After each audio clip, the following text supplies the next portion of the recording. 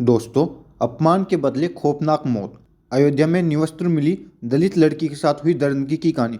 दोस्तों, जहाँ पर प्रभु श्री राम की पूजा होती है, जहाँ पर प्रभु श्री राम का मंदिर है और उन्होंने एक मानव के रूप में अवतार लेकर एक उदाहरण ऐसा प्रस्तुत किया है कि अयोध्या के सभी लोगों को, मतलब पूरी इंडिया के सभी लोगों को, पूरी दुनिया के सभी लोगों को उनसे सीख लेनी चाहिए। परंतु दोस्तों, श्री राम की भूमि पर कुछ ऐसा कांड हो गया जिससे सारा संसार शर्मसार हो गया।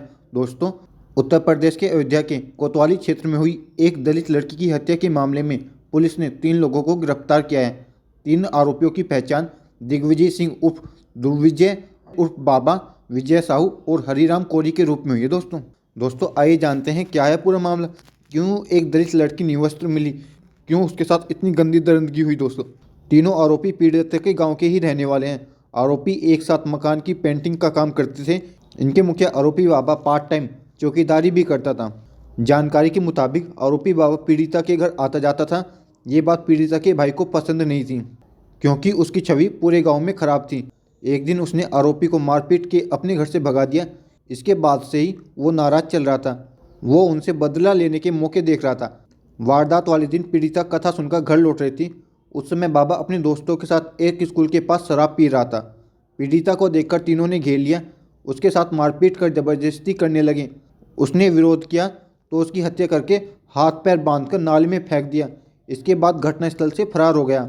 इधर पीड़िता के परिजन उसकी तलाश कर रहे थे। उन्होंने थाने में उसकी गुमशुदगी का केस दर्ज कराया।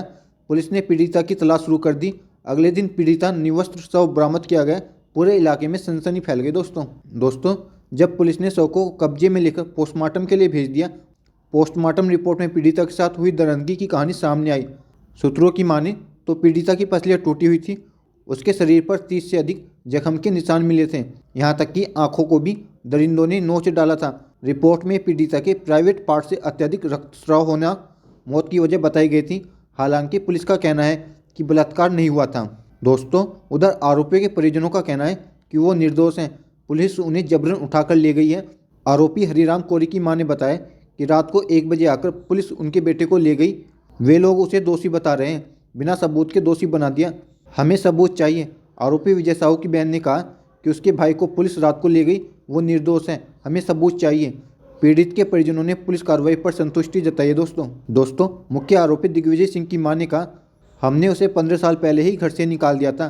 उससे हमारा कोई नाता नहीं है। हमें लोगों को उस पर शक नहीं है, क्योंकि घटना वाले दिन वो हमारे सामने ही खाना खा रहा था। उसके पड़ोसियों का कहना है कि वो अक्सर नशा किया करता था। वो अपने परिवार वालों से कोई मतलब नहीं रखता था। वो नशे की हालत में कुछ भी कर सकता है। हालांकि उसका कोई आपराधिक इतिहास नहीं मिला। दोस्तों, दलित युवती की हत्या पर फूट फूट कर रोए अयोध्या सांसद। माथा पीट कर बोले, प्रभु राम कहाँ हैं? योगी बोले, नौटंकी कर रहे अवधेश प्रसाद। माथा पीटते हुए कहा, प्रभु राम कहाँ हैं? सीता माता कहाँ हैं? हम इस्तीफा दे देंगे। यह हिंदुस्तान की सबसे बड़ी दर्दनाक घटना है। मैं मीडिया कर्मियों से प्रार्थना करता हूँ, उस घर पर जाइए जहाँ एक माँ ने अपनी बेटी को खो दिया। दोस्तों, जब युवती कथा सुनकर घर लौट रही थी, तीनों ने उसे अकेले आते देखा तो जबरन कॉलेज के बाहर बने बाथरूम में खींचकर ले गए। वहाँ उसके साथ जबरदस्ती करने की कोशिश की। विरोध करने पर बुरी तरह पीटा और उसकी हत्या कर दी।